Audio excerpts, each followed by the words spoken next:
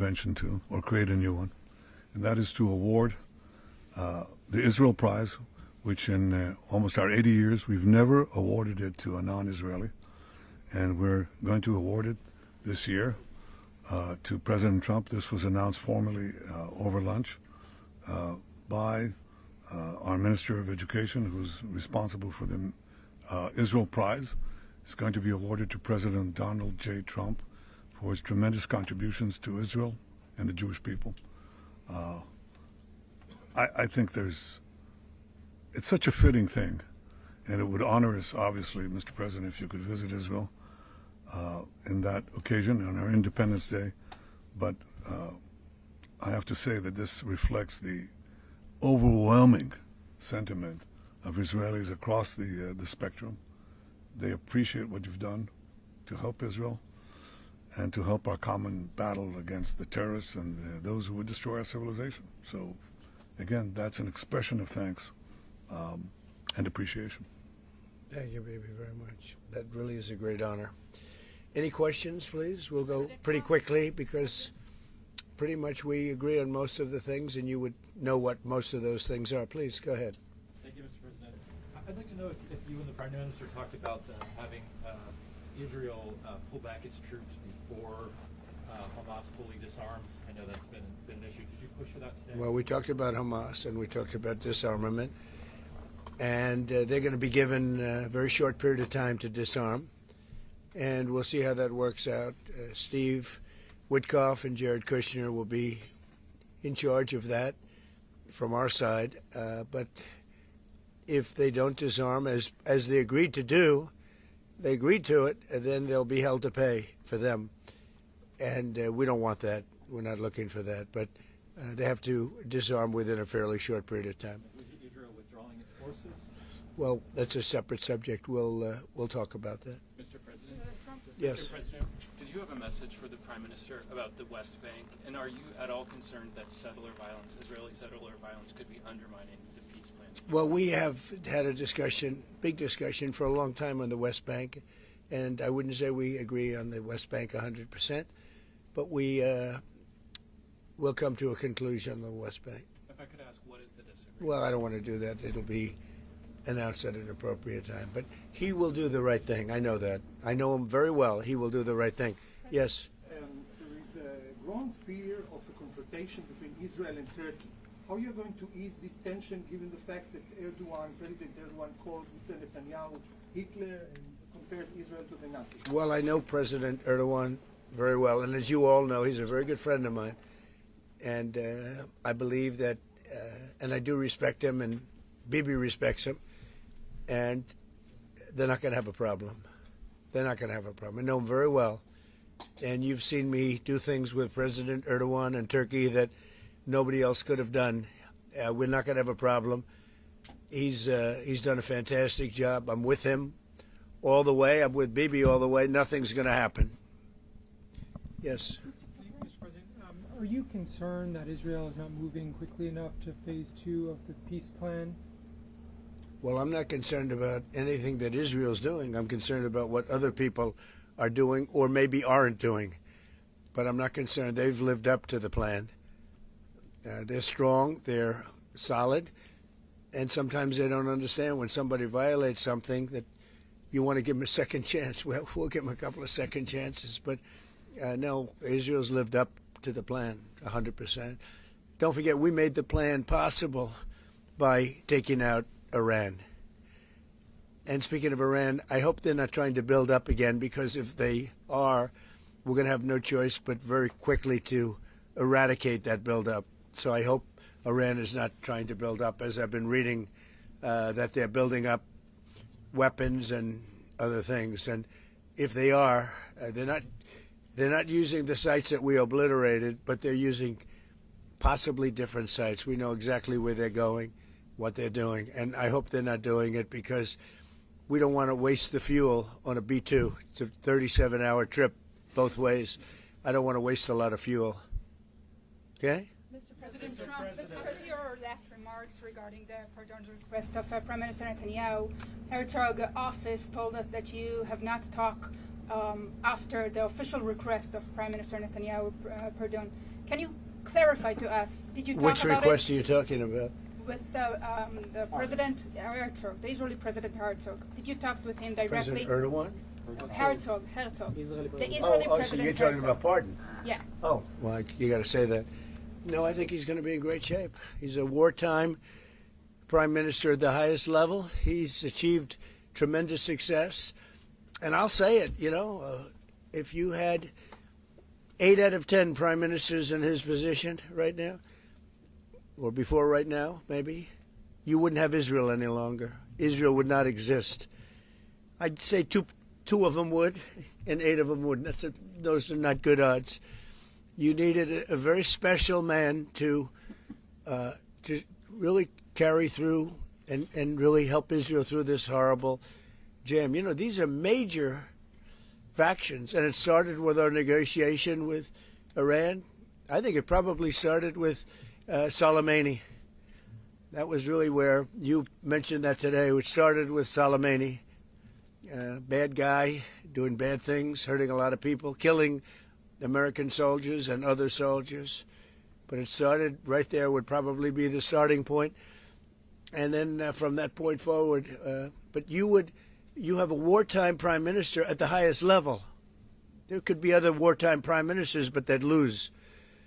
He won. And I think the people of Israel appreciate it. I think a lot of the people in the world appreciate it, actually. And because of that victory, we were able to get peace in the Middle East. If you had a different kind of a personality, if you had a weak person or a stupid person, and there are plenty of both of them, you would not have had success, and you might not have Israel. And you report for Israel. I know you're very proud of it, and you do a great job. You might not have a job because there might not be an Israel right now if you had a different prime minister. That's a big statement, but to me it's a very simple statement to make. I'm looking at Pete Hegseth, and he's sort of nodding.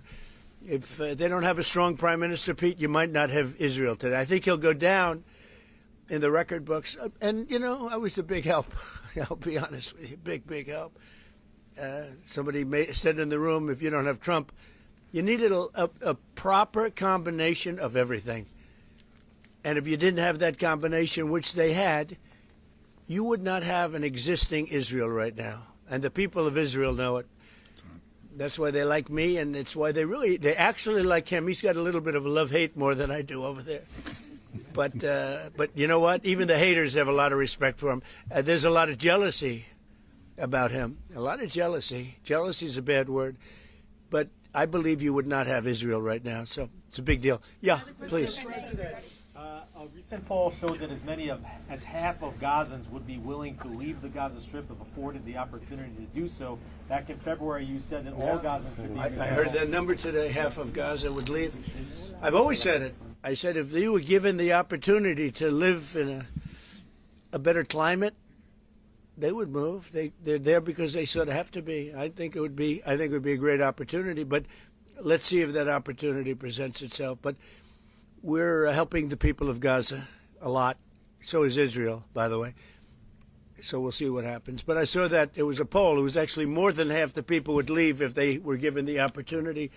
And I've been saying that for a long time. To me, it was common sense. So it's interesting.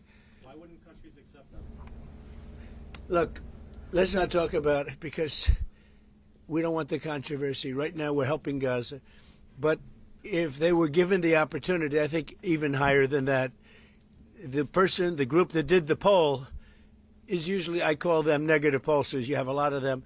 And yet this poll was, I think, very accurate, other than it would be more than half the people if given the opportunity. But they haven't been given that opportunity. So we'll see what happens. Mr. President, have you reached a point of understanding regarding Syria? We do have an understanding regarding Syria. Now, with Syria, your new president, I respect him. He's a very strong guy, and that's what you need in Syria. You can't put a choir boy. You can't put somebody that's a perfect person. Everything's nice, no problems in life. You have the opposite there. He's a strong guy. We get along with him great. I can't ask for any more. He's been with us all the way. We had that mishap with ISIS, and he was with us all the way. He was fighting us. He was fighting them. So I hope Israel. I'm sure that Israel and him will get along. I will try and make it so that they do get along. I think they will. Bibi, do you have anything to say about that? Yeah, well, our interest is to have a peaceful border with Syria. Our interest is to have, and we openly say it, we want to make sure that the border area right next to our border is safe. We don't have terrorists, we don't have attacks, and we also want to secure our Druze friends. And by the way, I think not only the Druze, but other minorities, especially the Christians, should be protected as well in Syria and throughout the Middle East and in Nigeria. In your efforts, we back completely, because Christian communities are beleaguered around the world and especially in the Middle East, but in parts of Africa too. And we stand for the same thing. And don't forget, it was President Erdogan that helped very much get rid of a very bad ruler of Syria. That was President Erdogan. And he never wanted the credit for it, but he really gets a lot of credit. Bibi agrees with that. I agree with. I mean, I know it. And President Erdogan should get a lot of good credit for what he did. He got rid of some very bad people. And, you know, they've been wanting to do that for 1,000 years with different names, but for 1,000 years in Syria. President Erdogan did it, and we give him a lot of credit. I give him a lot of credit. But I think it's going to work out well between Syria and Israel. Mr. President, about Lebanon. Yeah, go ahead, please. The Lebanese government, so what we saw, is not meeting the terms of the ceasefire agreement, has failed to disarm Hezbollah, actually. In your view, should Israel strike the terrorist organization again? Well, we're going to see about that. We'll see about it. The Lebanese government is at a little bit of a disadvantage, if you think of it, with Hezbollah. But Hezbollah has been behaving badly, so we'll see what happens. How close are we to another operation of Israel in Iran? You said before the meeting with Netanyahu that you are in support of Israel if the ballistic missile project will take on, and also the nuclear weapon. But after the meeting, after what you know from the intelligence, how close are we to another war with Iran? Well, I don't want to say that, but Iran may be behaving badly. It hasn't been confirmed, but if it's confirmed, look, they know the consequences. You know, consequences will be very powerful, maybe more powerful than the last time. Yeah. And Iran should have made a deal the last time. I gave them the option. I said, you can make a deal. Do it. I told them, do it. And they didn't believe me. Now they believe me. Evidence that Iran is behaving badly, and what do you mean by that? This is just what we hear. But usually, where there's smoke, there's fire. Have you heard the expression? But what do you mean related to the nuclear capability? Well, no, I'm hearing that they're not nuclear yet, but maybe nuclear too. The sites were obliterated, but they're looking at other sites. That's what I've heard. They're looking, so it'll take a long time. They're not going to go back to where they were, but they have other places they can go. And if they're doing that, they're making a big mistake. Yeah, please. There's no reason for them to do it. Mr. President, is the United States currently open to engaging in bilateral discussions with Tehran? We're hearing reports from numerous countries that there may be some discussions. Is that something you would support, or something that is happening? Would. You Sure. would support that? I would, yes. Right now. Thank you, sir. I have been, by the way, before the war, I would support that. I said to him, baby, I said, let's negotiate. And they didn't believe what was going to happen would happen. Yes, ma'am. On China. So China has been doing naval exercises basically to test encircling Taiwan. Can you explain to us what your knowledge is of that? What do you think about that? Have you had any discussions with China? Well, I have a great that? relationship with President Xi, and he hasn't told me anything about it. I certainly have seen it, but he hasn't told me anything about it, and I don't believe he's going to be doing it. No, nothing worries me. But Nothing. You said where there's smoke, there's fire, right? So if you're if you're doing naval exercises and air exercises. Well, they've been doing naval exercises for 20 years in that area. Now people take it a little bit differently, but in fact larger than they're doing right now. So we'll see. But they've been doing that for 20, 25 years. Yeah. Mr. President, if you don't see Hamas disarm in that short amount of time that you're giving them, can you tell us what the next steps would be? It'll be horrible for them.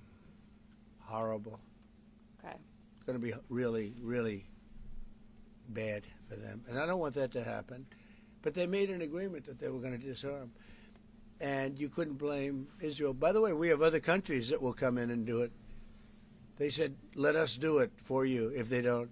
Countries that were with them wanted the deal to be made, agreed that they would disarm, and now if they say they're going to disarm, that's fine. If they say they're not going to disarm, those same countries will go and wipe them out. They don't even need Israel. You know, we have many countries, 59 countries that are in agreement. This is a real peace in the Middle East. And Hamas is a small part of it, but it's still a part of it. But we have 59 countries that signed on, big countries, countries that are outside of the Middle East, as you know the Middle East. They want to go in and wipe out Hamas. They don't want Israel. They don't need Israel. They want to do it because it's the right thing to do, because they were for the deal based on the fact that Hamas pledged, they swore that they were going to disarm. Now, if they're not going to disarm, those same countries will wipe out Hamas. Yeah. President Trump, do you think that the PA should be involved in the day after in Gaza Strip, even in the near future? And the same question to Prime Minister Netanyahu. Do you see a real opportunity that the PA will be in Gaza? Go ahead, Bibi. I think President Trump put clearly the conditions of reform that he wants to see in the PA for them to be involved. And I think he put it very clearly what he wants to see, the kind of real reforms, not just perfunctory reforms, but real reforms. Stop pay to slay, change the curriculum in your textbooks, open up a different society and a different future. If they do it, well, let them. I think it was clear. He put Pretty clear. He put guidelines that were, by the way, in the Trump plan of 2020, and they were put then in the 20 points, and it's up to them.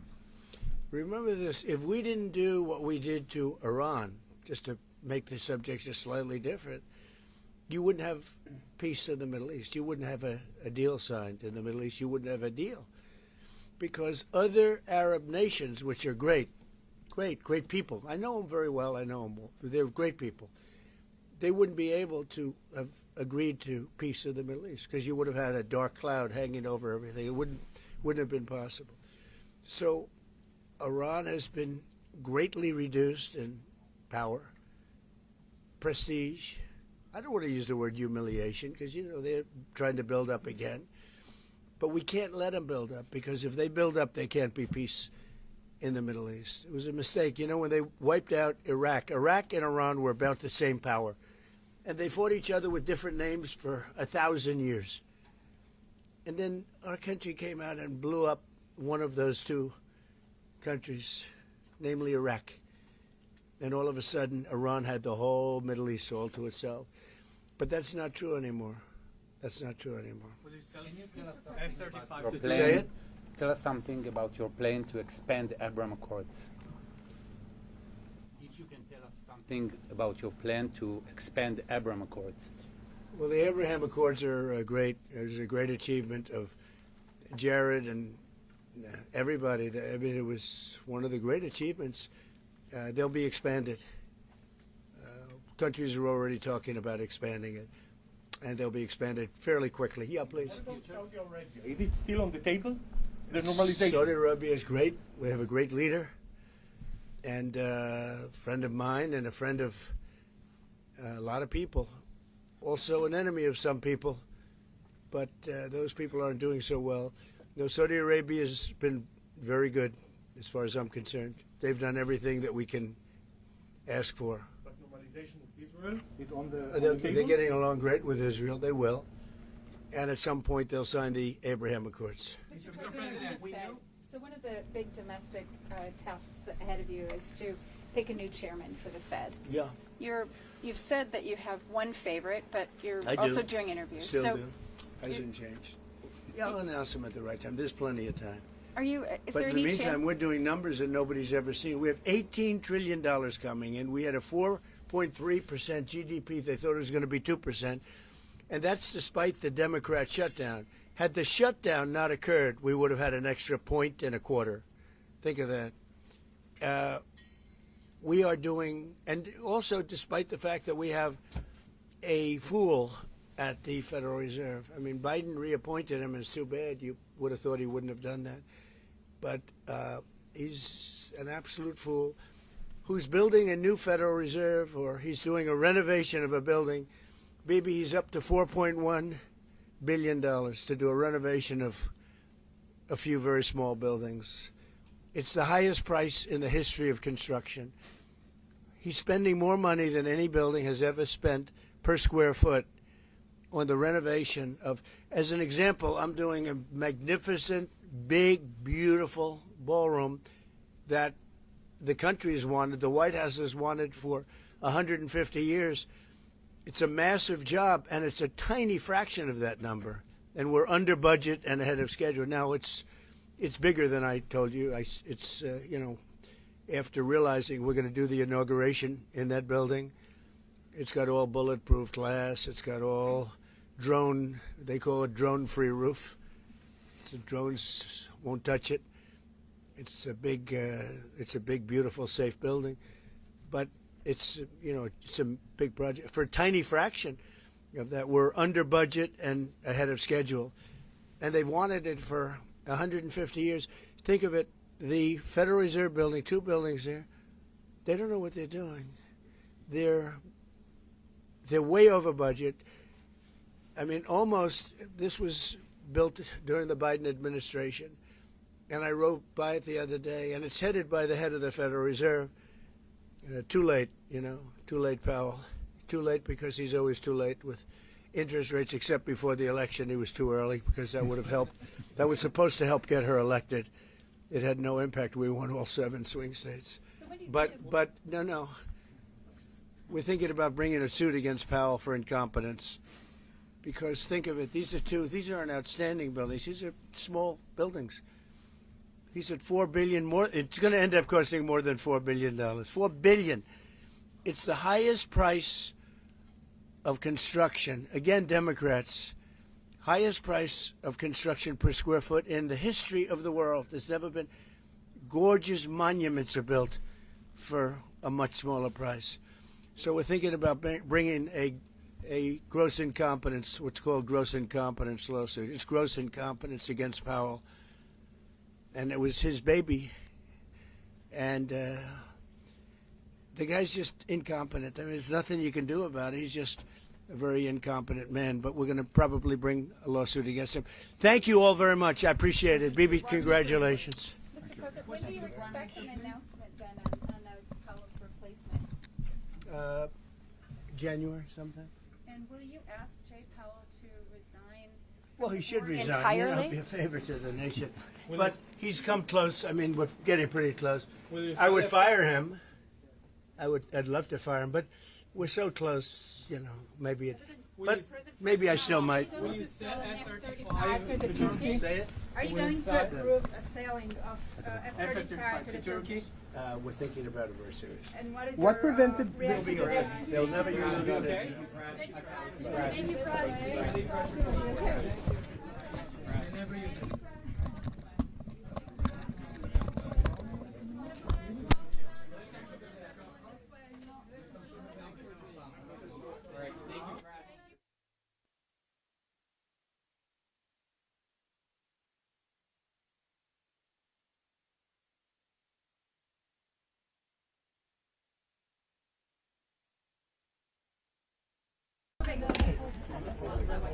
I was afraid I didn't want to